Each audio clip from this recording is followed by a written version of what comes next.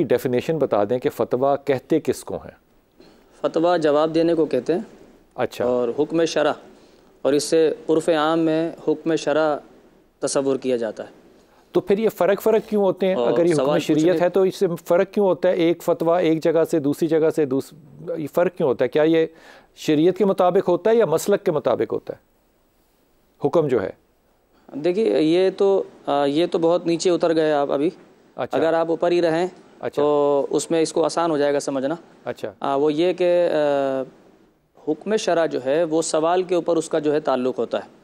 मिसाल के तौर पर सवाल किसी ने किया कि अलिफ़ ने बे को तलाक दी और इसका हुक्म अलग, अलिफ़ ने बे को तलाक देना चाहिए, इसका हुक्म अलग। अच्छा। अलिफ़ ने जो है बे को तलाक देने का इरादा किया, इसका हुक्म अलग। अब ज़ाहिर है कि लोग करते क्या हैं, लोग भी चालाकियाँ करते हैं, एक से फतवा लेते हैं, फिर वो सवाल में कुछ थोड़ी बहुत रद्दोबदल करते हैं, चेंज करते हैं, कहीं और से जाके ले लेते हैं, बाज़ औक़ात वही सवाल। अच्छा, फिर आप आजकल जो मुफ्ती साहिबान हैं जो अब जो पढ़ के छोड़ दें, आज के जो मौजूदा हालात हैं इनको छोड़ दें, वो क्या हो रहा है? मैं तो ये समझ रहा, जो आपने फतवा फरमाया, आपने फरमाया कि फतवा जो है ये हुक्म शरई है। जी, यही फरमाया ना?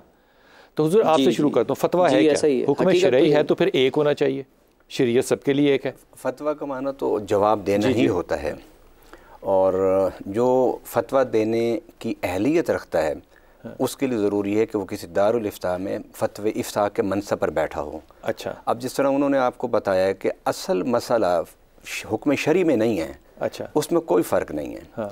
अब लोग मुख्तलिफ़ अल्फाज बदल के उसका मुख्तलिफ़ मुफ्तियों से जाके फतवा ले लेते हैं। मैं ये समझना चाह रहा हूँ ना, वो ये कि अगर ये हुक्म शरई है तो शरीयत तो नहीं बदल रही ना किसी के लिए? सवाल उनका बदल जाता है। नहीं, अभी नियत पे ना हम शक करें, सवाल बदल जाता है। नियत पे शक ना करें ना। सवाली को मेरे पास आके पूछता है, क्या ये मुमकिन है कि मैं एक फतवे वाले के पास जाऊं एक ही सवाल लेकर और दूसरे वाले के पास जाऊं वही सवाल लेकर, तो फतवा बदल जाए, हुक्म शरई बदल जाए? कैसे हो सकता है? एक अगर सवाल हो तो फिर अगर जवाब बदलेगा तो हमारे यहाँ 4 फ़िक़े हैं।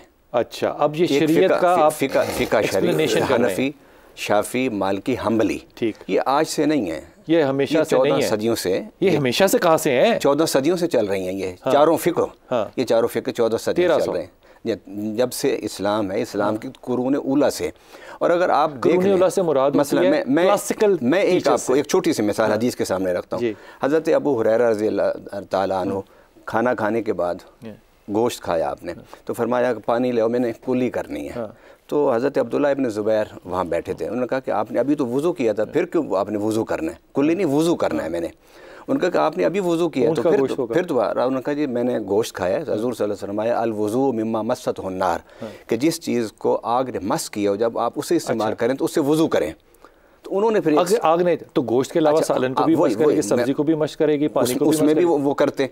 लेकिन हज़रत चाय पी के भी वज़ू करेंगे, फिर भी करें। लेकिन मैं अब आता हूँ ना उस तरफ, हज़रत अब्दुल्ला, मैं उसी की वजाहत कर रहा। हज़रत अब्दुल्ला इब्न ज़ुबैर रज़ियल्लाहु ताला अन्हु ने फरमाया कि चचा अगर मैं आपको गर्म पानी ला के दूँ आपका वज़ू हो जाएगा? मतलब है कि वज़ू ना हो और गर्म पानी से वज़ू किया जाए तो वज़ू होगा नहीं होगा? तो चुप हो गए। तो उन्होंने ये फरमाया कि बेटा मैं तुम्हें हदीस पाक सुनाता हूँ, तुम हुज्जतें यानी दलील लाते हो, तो फिर तुम बताओ इस हदीस का क्या मकसद है? तो उन्होंने हज़रत अब्दुल्ला इब्न ज़ुबैर ने फरमाया कि इस हदीस का मकसद ये है कि अगर आप कोई खाना खा लें, ऊँट का गोश्त खा लें जिससे वो दंदानों में फंस जाए, तो इस वज़ू का माना वज़ू लुग़वी है कि आप कुल्ली कर लें। ठीक, तो ये नहीं कि मतलब वज़ू इस्तिलाही इससे मुराद है। अब हज़रत अबू हुरैरा ने उससे एक मसले का इस्तिंबात किया, हज़रत अब्दुल्ला इब्न ज़ुबैर ने उससे दूसरे मसले का इस्तिंबात किया। जब दोनों ने अपने दलाइल एक दूसरे के सामने रखी तो हज़रत अबू हुरैरा ने अपनी बात या सुन्नत रखी, हदीस से इस्तिंबात किया ना। वज़ू का एक लफ्ज़ है, इस्तिंबात से मुराद होती है उससे डिटरमिन करना, उसमें से अब वज़ू है हज़रत अबू हुरैरा आपका अपना तज्ज़िया है, वज़ू का मतलब आपका अपना तज्ज़िया। हज़रत अबू हुरैरा उसका माना समझे कि अभी पूरा वज़ू करना है जिस तरह शरी वज़ू होता है। हज़रत अब्दुल्ला इब्न ज़ुबैर ने फरमाया इससे शरी वज़ू नहीं, इससे लुग़वी माना है। जब एक्सप्लेनेशन दोनों तरफ से हदीस की आ गई, अबू हुरैरा ने एज इट इज लिया उसको, शाह जी, उन्होंने फिर वापस ले लिया अपनी बात को। उन्होंने एज इट इज लिया, हज़रत अब्दुल्ला ने इस्तेमाल ने इससे डिटर्मिनेशन ली और इससे अपना कंक्लूजन, इसलिए कि गोश्त खाने से वुज़ू टूटता नहीं ना, जो नाक़िस वुज़ू अशिया हैं शरीयत में, कुरान में, हदीस में, उसमें ये नहीं है। इसको एक्सप्लेन कीजिएगा। हम कहते हैं फतवा जो है वो हुक्म शरई है, लेकिन हुक्म शरई है तो फिर बराबर होना चाहिए, फिर 4 उस्तादों में या 4 इमामों में या 4 मसालिक में क्यों तकसीम है? बिस्मिल्लाहिर्रहमानिर्रहीम। यकीनन फतवा की हम बात कर रहे हैं, ये इफ्ताह के हम माना है वो मसदर है। इसका मतलब होता है, जैसे भी बयान कर रहे हैं मेरे रफ़क़ा हज़रत पीर साहब और हज़रत मुफ्ती साहब, वो बहुत सारे उलमा ने इसके मानी बयान किए हैं, इसकी तारीफ़ की है। और जो सबसे आसान है ना वो ये है, बयान व हुक्मिल मसअला, जो सवाल किया जा रहा है ना दीन की किसी बात, किसी शरई हुक्म को पूछने के लिए, तो उसके जो शरई हुक्म है वो जब मुफ्ती बयान करता है, आलिम दीन बयान करता है, तो उसको कह दे कि उसने फतवा पूछा, उन्होंने फतवा दे दिया, मसला पूछा। यहीं पर रुकिएगा। ये जो शरीयत के तहत उसने बयान करना है, ये कुरान और सुन्नत के रोशनी में है या इसके अलावा भी है? हाँ, बड़ी खूबसूरत आपने बात की।